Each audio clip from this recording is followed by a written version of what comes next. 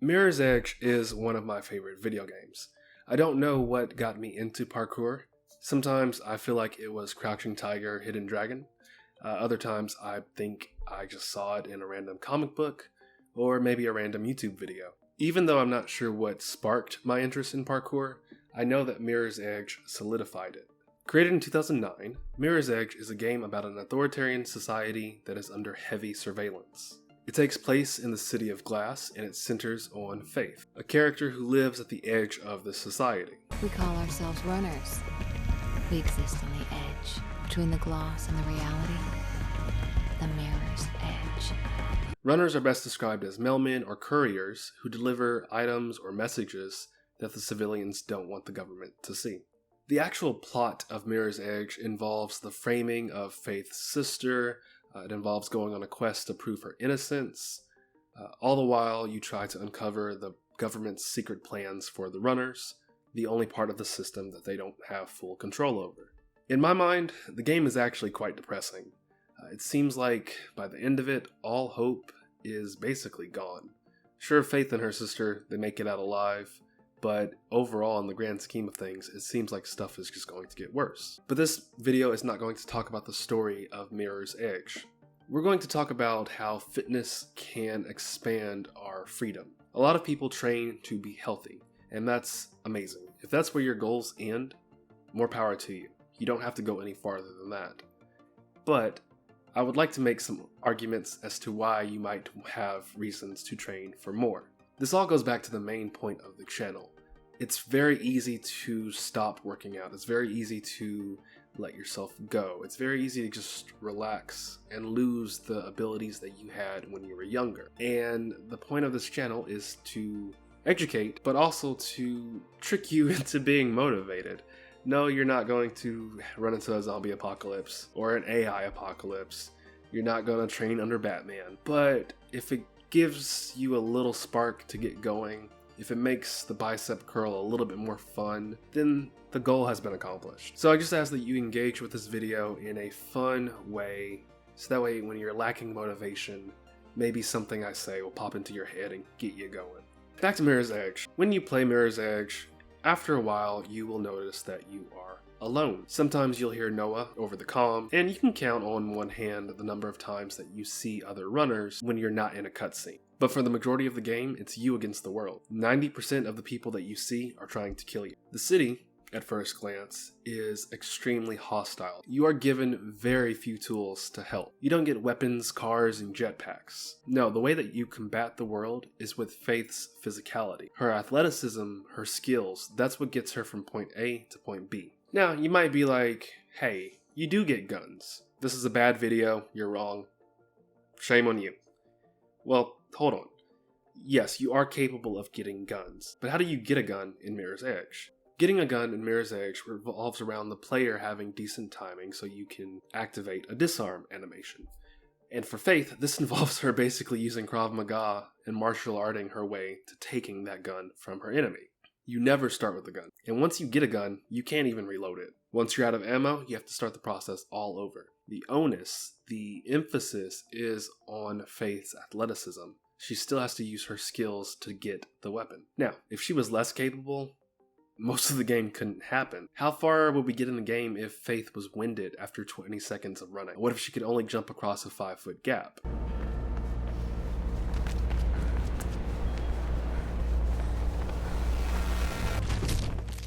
We wouldn't get very far. So imagine this. You in real life need to get to the end of a long alleyway, but there's a wall in your way. What are you going to do to get around the wall? How will you get to your goal? Well, if the wall is 2 feet tall, then you can just step over it. If it's 5 feet tall, most people can probably still climb over the wall.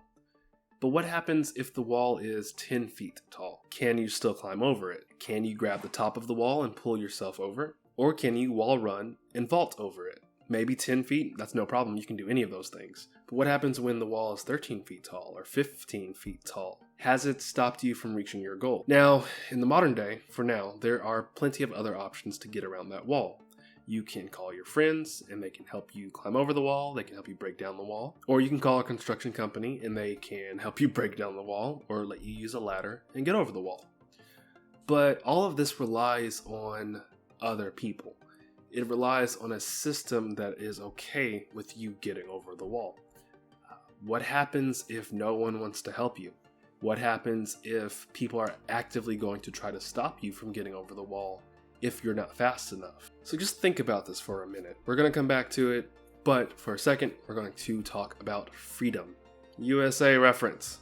None of us are truly free. We all have a relative amount of freedom. We're not free to jump off a cliff and fly away. Gravity is going to impose restrictions on us. Faith has a lot of freedom compared to most of the people in her city, but relative to the rest of the world, she's not quite as free.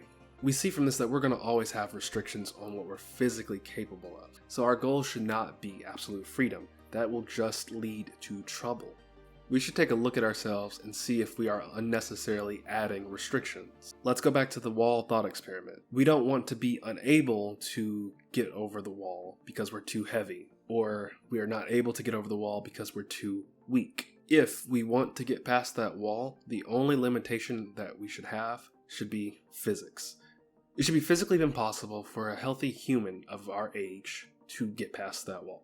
If it's physically impossible and we're not able to do it, then hey, no harm, no foul, we tried our best. But if it is possible, and we just didn't train hard enough for it, then there may be room for improvement. Another thing that can stop us is that we don't actually want to get past the wall. Whatever's on the other side is not important enough for us. That's perfectly valid. If we have no desire for it, then we don't have to do it. Now, I'm not saying that everybody needs to be Joe Scandrett or Dominic Tomasio. We don't all have to be superheroes. Most of us have no desire, have no need to be that physically free.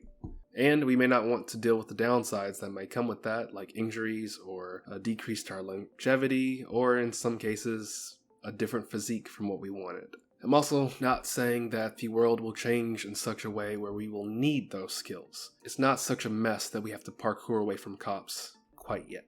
No, what I'm saying we should do is examine our physical capabilities and then determine what our wall is and what our goal is. After that, then we just need to understand that the two variables, the goal and the wall, that those are going to change over time. One day, our goal might be reorganizing the house, and our wall might be our super heavy couch.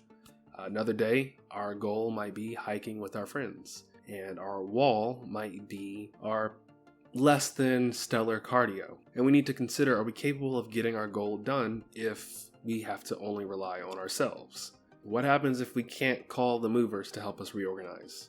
What if you don't have the money for it? What happens if your friend can't carry your backpack the entire hiking trip? Can you get those things done yourself? Other things to think about might be, are we able to play with our children? Is the wall in a scenario our bad back, or our low energy, or our poor musculature? And then we should think of more extreme situations. Are you able to remove yourself from a bad situation? Can you run if you are faced with a fight, with a confrontation? A lot of advice for self-defense is to run away or to not be where the trouble is. So are you capable of getting away? Kind of counter to that advice. You can't get away. You have your wife, you have your spouse, you have your kids with you. Are you physically capable of dealing with the wall that is a physical confrontation?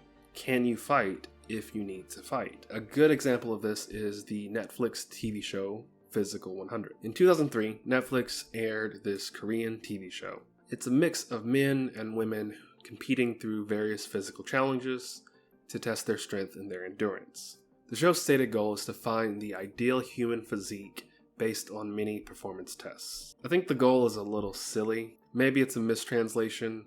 But either way, I do believe the show is onto something. It pits many athletes from different fields against each other. In Season 1 and Season 2, one of the first challenges that they have to go through is maintaining control of a ball for 3 minutes. Whoever has the ball by the end of the 3 minutes wins and moves on.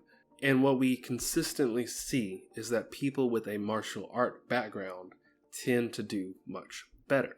A person who plays a sport tends to do pretty well with this challenge. But it seems like fitness models, it seems like bodybuilders, their only exposure to fitness is for aesthetics. When they're faced with someone who fights or someone who plays in a physically confrontational sport, they don't really do so well. In general, I think this show is an excellent stress test, because disregarding the steroid usage, most of these people are very fit. Some fit people lose to less fit people because they don't have the physical skills or athleticism that their competition has. So there's a lesson to be learned here, and it resonates with Mirror's Edge. That lesson is that training to be healthy only goes so far. Training for aesthetics only goes so far. A lot can be gained simply from imagining intense scenarios and then seeing if you can train to overcome them. Mirror's Edge is not simply telling us that running is the superior skill. It's not saying that that's all we need. I do think running has, in general, fallen out of favor. I feel like it's a pendulum swing. 10, 15 years ago, everybody was running. A lot of people were super focused on fat loss, on weight loss, and running was the go-to tool. And as trends change, we have now gone to an anti-running thing. Build as much muscle as possible. Resistance training, strength training should take priority. And I don't disagree with that, it should. But I also feel that we've gone a little too far to where we just don't recommend running. For the people who are capable of it, for the people who would benefit from it, sometimes we recommend things like walking, which is fine, it's great, but running is still a very useful skill. And Mirror's Edge shows that running, coupled with a few other skills, can turn you into a very capable person. Faith is good at running, she's good at fighting, and she's good at parkour. And this makes her well-rounded. Mirror's Edge is making the point that to get the things that you want, at the end of the day, you have to be capable of doing it yourself. Maybe you will have somebody to help you, but oftentimes you may not.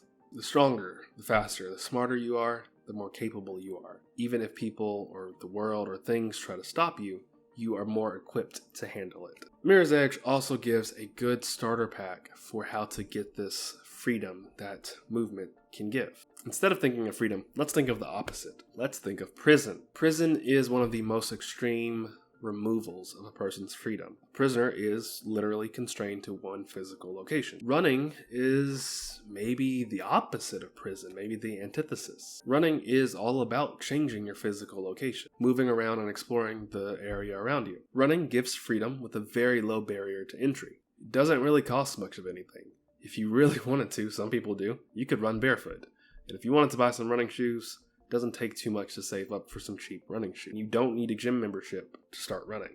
If you're at a healthy weight and you don't dial the intensity up too fast, it's not very dangerous either. Martial arts is another key to physical freedom. Martial arts has a long history of self-discipline, of learning to control your body and learning what your body's capable of. And a practical martial art will give you the freedom of knowing that you're safer statistically. If something happens, if something bad starts up, you're more likely to be able to handle it. Or you can run away. You have options now. But if you're out with people that you love and you are faster than everybody involved, you don't want to run away. You want to have options. You want to be able to protect them if you can. Parkour is another skill, and it gives you the freedom to be awesome. Seriously though, parkour is not the most useful skill in a person's day-to-day life, but in the same way that a martial art gives you the freedom to handle a confrontation, parkour gives you the ability to get anywhere that you need to go, if you really needed to get there. Freedom through movement is almost so foundational that we forget how special it is. And we also forget that it can be improved on. If you can walk, if you can climb stairs, if you have 2 arms and 2 legs and you're generally healthy, you have an amazing gift that you should be grateful for.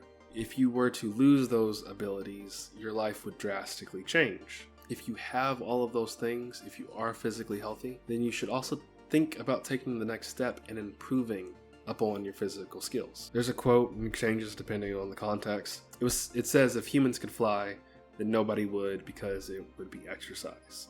I've heard it with Star Wars, where it's like, if everyone could use the Force, nobody would, because it would be exercise. And what the quote is really getting at is that we take our abilities for granted. We look at fictional stuff and we're like, oh wow, that's so cool. But for those characters, it takes effort to get good at them. If you sit down and you watch the Olympics, or if you just think about what the human body is capable of, by definition, they're not superpowers, but they can be pretty amazing. And all it would take is training to unlock those skills for yourself. But most people don't do that because it's exercise, because it's hard, because it's difficult. But doing those things, learning how to fight, getting stronger, going into gymnastics, they give you more capabilities. They give you options. The quote's a little bit of a tangent, but just think about that. We're all capable of amazing things. It just depends on if we actually want them or not. On the other hand, we can look at the Mirror's Edge world. We can look at their heavy surveillance. We can look at their trigger-happy cops. And we can see that maybe our world is closer to that scenario than we would like to think. The changes came slowly at first. Most didn't realize or didn't care and accepted them. They chose a comfortable life. Some didn't. And those who refused to conform were pushed to the sidelines, criminalized. They became our clients. In a dark way, this should incentivize us to go ahead and increase our physical capabilities now, while it is a little easier to do so. On a different note, it should incentivize us to help others become more free, to help increase the freedom of others, so that we can push back against the general trend of authoritarianism that seems to be descending down upon us. But back to the physical side of things. If you lived in the Mirror's Edge world, if you lived in a more authoritarian world, what would you do? What are you capable of doing? Do you have the choice of being a runner? Are you physically capable of it? Or do you have the money to pay runners? Or do you lack all of it? And whether you want to or not, your only actual choice is to fall in line.